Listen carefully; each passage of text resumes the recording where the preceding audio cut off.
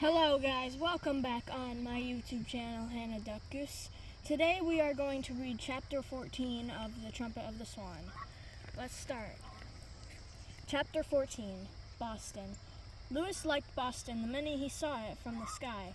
Far beneath him was a river. Near the river was a park. In the park was a lake. In the lake was an island. On the shore was a dock. Tied to the dock was a boat shaped like a swan. The place looked ideal. There was even a very fine hotel nearby. Lewis circled twice, then glided down and splashed to a stop in the lake. Several ducks swam up to look him over. The park was called the public garden. Everybody in Boston knows about it and goes there to sit on benches in the sun, to stroll about, to feed the pigeons and the squirrels, and to ride the swan boat. A ride cost 25 cents for grown-ups, 15 cents for children. After a short rest and a bite to eat, Lewis swam over to the dock and climbed out onto the shore. The man who was taking tickets for the swan boat ride seemed surprised to see an enormous white swan wearing so many things around his neck. "Hello," said the boatman. Lewis lifted his trumpet. "Coho," he replied. At the sound, every bird in the park looked up. The boatman jumped. Boston residents as far as a mile away looked up and said, "What's that?" Nobody in Boston had ever heard a trumpet or swan.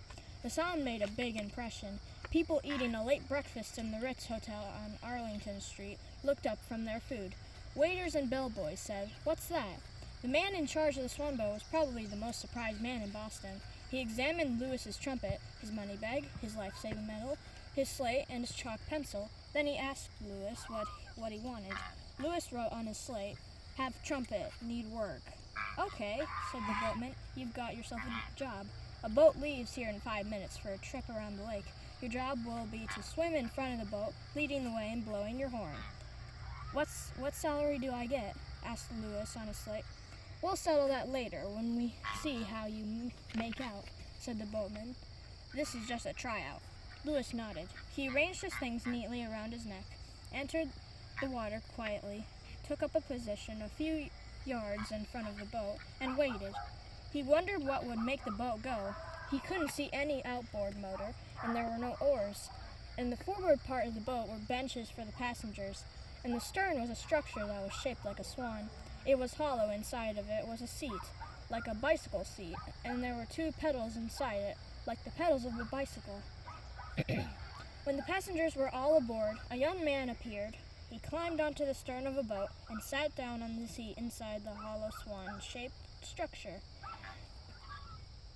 and began to push the pedals with his feet as though he were riding a bike. A paddle wheel began to turn. The boatman cast the lines off, and as the young man pedaled, the swan boat slowly moved out into the lake. Lewis led the way, swimming with his left foot, holding his trumpet with his right foot. "Coho," said Lewis's trumpet. The wild sound rang loud and clear and stirred everyone's blood. Then, realizing that he should play something appropriate, Lewis played a song he had heard the boys sing at camp. "Row, row, row your boat gently down the stream. Merrily, merrily, merrily, merrily, life is but a dream." The swan boat passengers were beside themselves with joy and excitement. A real-life swan playing a trumpet. Life was a dream, all right. What a lark! What fun! What pleasure! "This is real groovy," cried a boy in the front seat. "That bird is as good as Louis Armstrong, the famous trumpet player. I'm going to call him Louis." When Louis heard this, he swam alongside the boat, took his chalk pencil in his mouth, and wrote, "That's actually my name." Hey, how about that?" yelled the boy. "This swan can write too. Louis can write. Let's give him a cheer." The passengers cheered loudly. Lewis swam ahead again, leading the way, slowly and gracefully. The boat circled the island, while Lewis played Gentle on My Mind on his trumpet. It was a lovely September morning, hazy and warm. Trees were beginning to show their autumn colors. Lewis played Old Man River. When the swan boat docked and the passengers got off, long lines of people were waiting to get aboard for the next ride. Business was booming. Another boat was being made ready to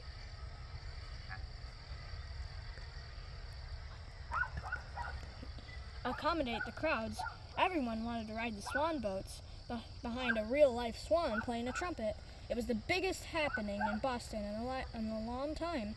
People like strange events and queer happenings, and the Swan boat with Lewis out from leading the way suddenly became the most popular attraction in Boston. "You're hired," said the boatman, when Lewis climbed out onto the bank.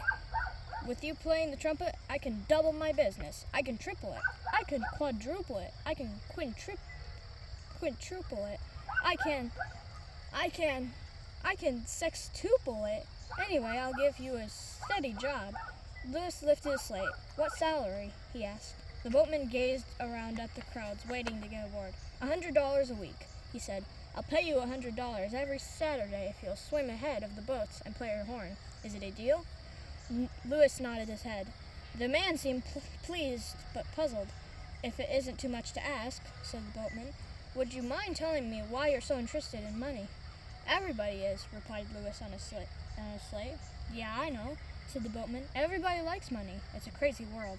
But I mean, why would a swan need money? You can get your meals just by dipping down and pulling up tasty plants at the bottom of the lake. What do you need money for?" Lewis erased his slate. "I'm in debt," he wrote. And he thought about his poor father who had stolen the trumpet, and about the poor storekeeper in Billings who had been robbed and whose store had been damaged.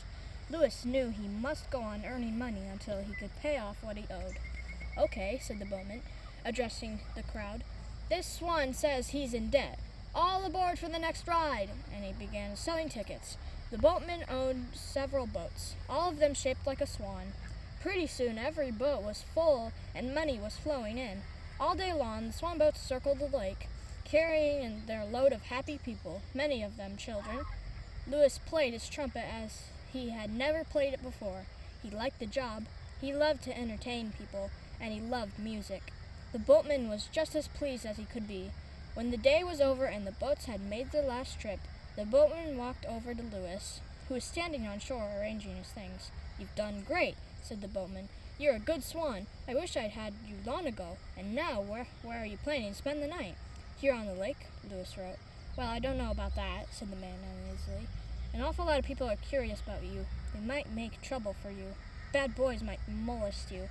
I don't trust the people who hang around this park at night. You might get kidnapped. I don't want to lose you. I think I'll take you across to the Ritz-Carlton Hotel, and get you a room for the night. It's clean and the food is great. It would be safer then. I can be sure you'll come to work in the morning." Lewis didn't think much of this idea, but he agreed to go. He thought, "Well, I've never spent a night in a hotel. Maybe it would be an interesting experience." So he walked alone with the boatman. They left the park and crossed Arlington Street and entered the lobby of the Ritz. It had been a long, tiring day for Lewis, but he felt relieved to know that he had a good job and that he could earn money in Boston as a musician. Well, guys, that was it of Chapter 14 of The Trumpet of the Swan. So, Chapter 15 is going to be exciting. So, I hope you enjoyed this video. Leave a like and subscribe, and stay free.